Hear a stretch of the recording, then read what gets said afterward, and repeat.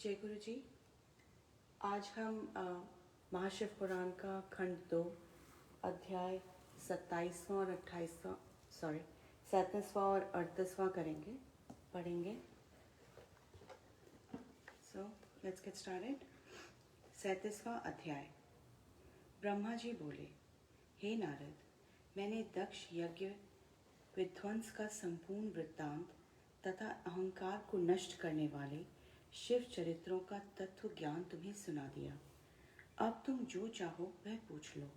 यह सुनकर देव ऋषि नारद जी ने अपने दोनों हाथ जोड़कर ब्रह्मा जी की स्तुति एवं प्रशंसा करते हुए नम्रता पूर्वक कहा, हे पिता, अब आप ये बताएं कि जब शिव जी कैलाश पर्वत पर लौट गए उसके पश्चात क्या हुआ। ब्रह्मा जी बोले, हे नारद, जिस स्थान पर सती ने अपना शरीर त्याग किया था उस स्थान पर एक परम प्रकाशवान ज्योतिपुंज का उदय हुआ। वह ज्योतिपुंज पश्चिम दिशा की ओर एक देश में गिर गया। तब उस ज्योतिपुंज का नाम ज्वाला भवानी हुआ।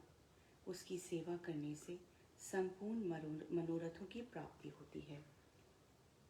उसको ज्वाला देवी भी कहा जाता है।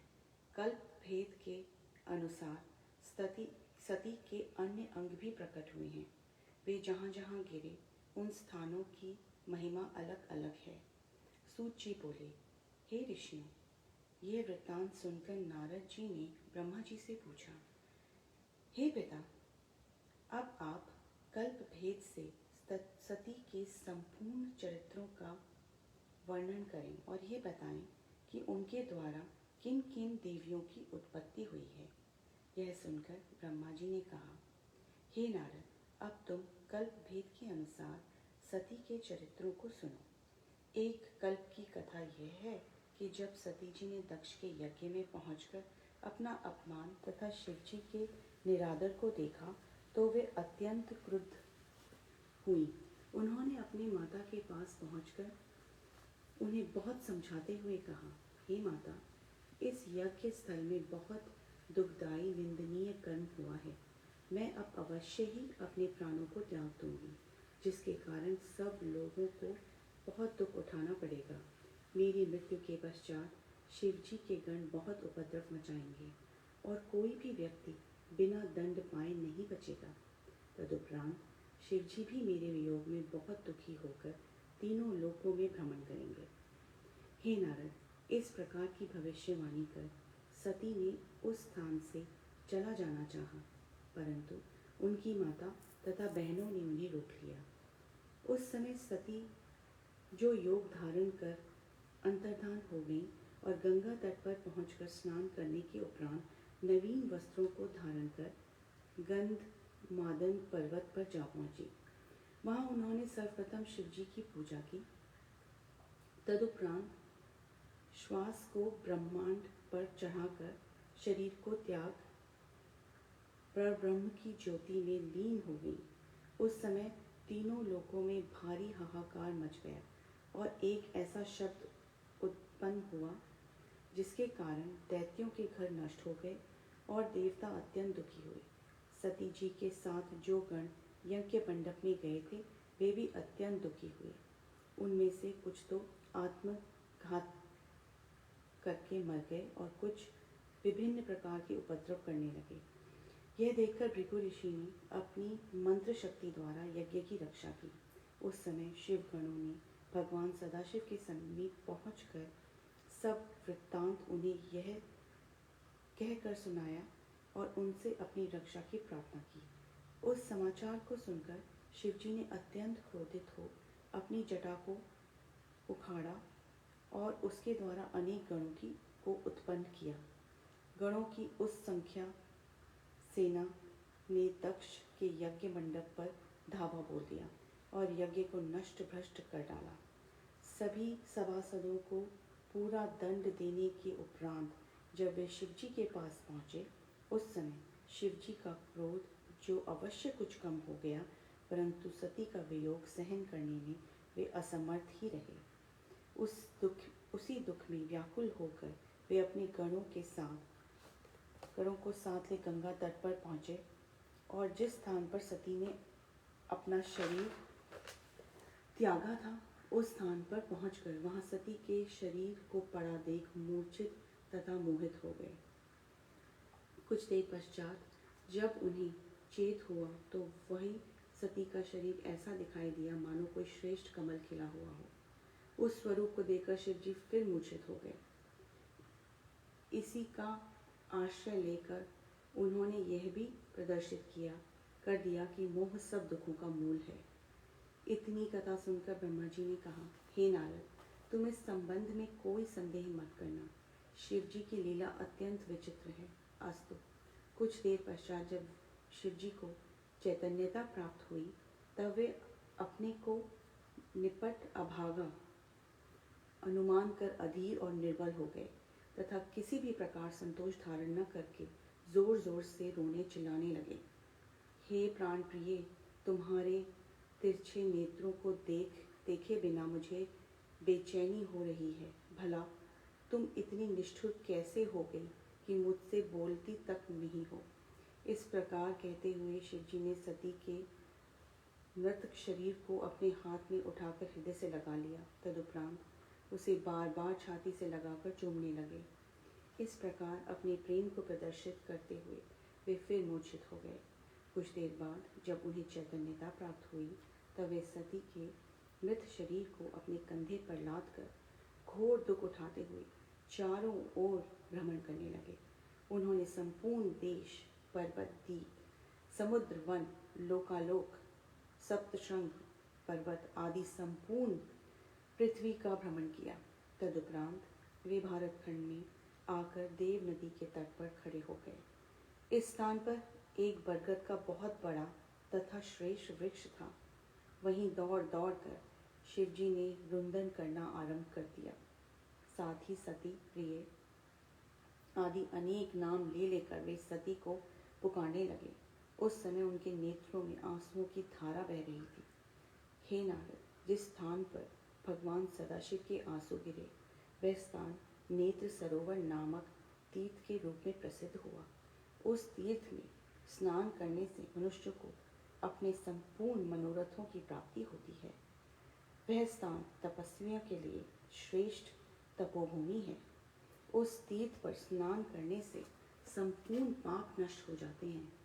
उस सरोवर की लंबाई का प्रमाण 2 योजन है। अस्तु, वहाँ कुछ समय ठहरने के पश्चात शिवजी फिर आगे चल दिए। मार्ग में चलते हुए जिन जिन स्थानों पर सती के मृतक शरीर का जो भी अंग पृथक होकर गिर पड़ा, वे स्थान सिद्धपीठ के नाम से प्रसिद्ध हुए। उन सिद्धपीठ स्थानों की पूजा करने से संपूर्ण मनोरथों की प्राप्ति होती है। उक्त स्थानों पर भगवती महामाया अपनी संपूर्ण कलाओं सहित निवास कर अपने भक्तों को सर्वस्व प्रदान करती हैं। इस प्रकार लीला करने से के उपरांत शिवजी एक स्थान पर जाकर बैठ गए। सती के मृत शरीर का जो भाग शेष रह गया था, वहाँ उन्होंने उसका दाह संस्कार किया। तदुपरांत उनकी हड्डियों को एकत्रित कर एक माला बनाई, जिसे उन्होंने अपने गले में धारण कर लिया।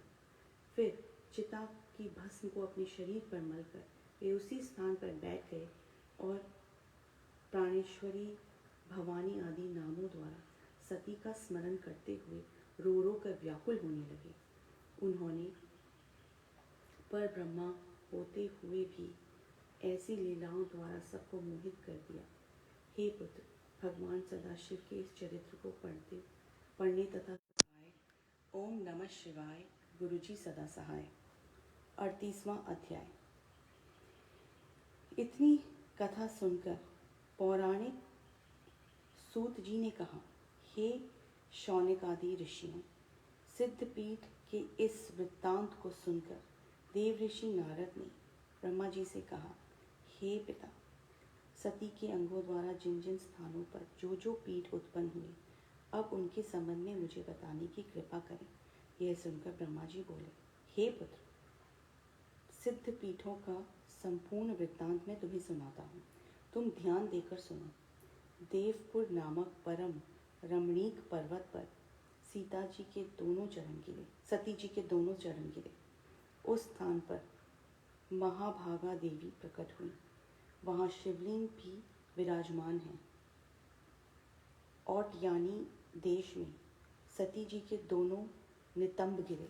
वहाँ कात्यायनी सिद्धपीठ प्रकट हुआ। वहाँ भी शिवलिंग विराजमान है।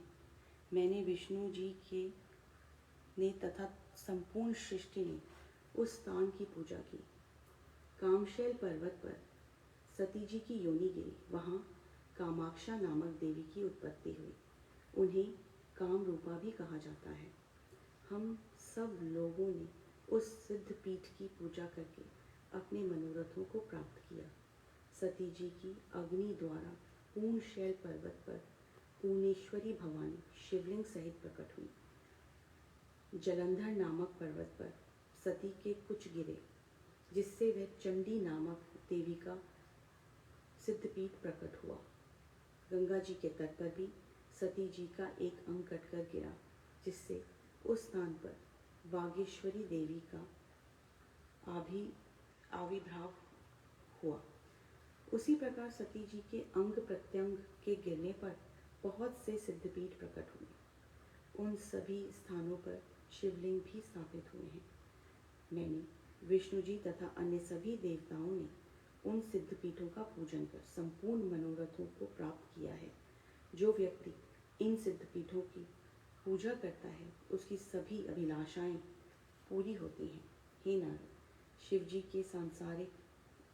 जी ने सांसारिक मनुष्य के विशेष उपकार के लिए ये लीलाएं की हैं, क्योंकि वे अपने भक्तों को भक्ति मुक्ति प्रदान करने वाले हैं। शिव जी तथा भवानी संपूर्ण सृष्टि के माता पिता हैं। तीनों लोकों में उनकी समता का कोई स्त्री पुरुष नहीं है। वे दोनों लोक परलोक का सुख प्रदान करने वाले हैं और तीनों लोकों में सबसे श्रेष्ठ हैं। इस प्रकृति का मूल जगदम्बा सती द्वारा ही है। मैं तथा विष्णु जी आदि सब देवता उन्हीं भवानी के सेवक हैं। शिव जी साक्षात परम ब्रह्मा, निर्गुण, सुगुण तथा अप्रमेय हैं। शिव तथा भवानी की सेवा करने वाले मनुष्य भव सागर के पार हो जाते हैं। हे नारद, दक्ष के यज्ञ में शरीर त्यागने के पश्चात सती जी ने पर्वतराज हिमाचल के घर उनकी मैना नामक पत्नी के गर्भ से जन्म लिया। वहाँ उन्होंने अनेक प्रकार की श्रेष्ठ लीलाएं करके अपने माता पिता को बहुत आनंद दिया तथा उनकी आज्ञा लेकर शिव जी की तपस्या की। फिर शिव जी के साथ ही उनका विवाह हुआ। उन्होंने शिव जी की अर्धांगिनी होकर देवताओं के संपूर्ण दुख दूर किए। फिर शिव जी की उपासना करके अपने शरीर का रंग गौर कर लिया। हे नारद, शिव और शक्ति अपने भक्तों पर प्रसन्न होकर उन्हें सब प्रकार के आनंद प्रदान करते हैं। वे संपूर्ण सृष्टि के माता पिता हैं और उनके बाहर कोई भी नहीं है। जब प्राणी के हृदय में यह बुद्धि उत्पन्न हो जाती है और इस बात का भली भांति ज्ञान हो जाता है कि शिव और शक्ति ही सृष्टि के मूल कारण हैं, तब वह सांसारिक संबंधों से मुक्त होकर परम पद को प्राप्त कर लेते हैं। मैं उन्हीं की कृपा प्राप्त करके सृष्टि को उत्पन्न करता हूँ और उन्हीं की शक्ति पाकर विष्णु जी संसार का पालन करते हैं। उन शिव और शक्ति को मैं विष्णु जी तथा सनकादि की भली भांति नहीं जान सके हैं। केवल अपनी बुद्धि के अनुसार ही हम उनकी महिमा का थोड़ा बहुत वर्णन कर लिया करते हैं। हे नारद, मैंने अपनी बुद्धि के अनुसार शिव सती के चरित्र को कहा है। इसी प्रकार अन्य सभी लोग भी अपनी बुद्धि के अनुसार चरित्र का वर्णन करते हैं, परंतु अंत में दीन होकर पार नहीं पाते। भगवान सदाशिव एक भगवती सती का यह चरित्र परम पवित्र तथा आनंद बढ़ाने वाला है। इसको सुनने से कृति तथा आयु की वृद्धि होती है। यह चरित्र संपूर्ण पापों को नष्ट करने वाला तथा शत्रुओं पर विजय प्राप्त करने वाला है। शिव और सती का यह चरित्र जो स्वयं पढ़ता है अथवा दूसरों को सुनाता है, वह अपने कुल सहित समस्त विपत्तियों से छूट जाता है और इस संसार में अनेक प्रकार के आनंद का उपभोग करने के पश्चात अंत में शिवलोक को प्राप्त हो जाता है। हे नारद, मैंने तुमसे यह सब चरित्र कहा, अब तुम और जो सुनना चाहता है उसे बताओ। इति श्री शिव पुराणे श्री शिव विलासे उत्तरखंडे भाषाया ब्रह्मा नारद संवादे द्वितीयो खंड समाप्त। खंड 2 समाप्त होता है। आज का शिव पुराण यहीं पे ख़त्म होता है। Next reading is on Monday at 9 PM। ओम नमः शिवाय, शिवजी सदा सहाय। ओम नमः शिवाय, गुरुजी सदा सहाय। Thank you.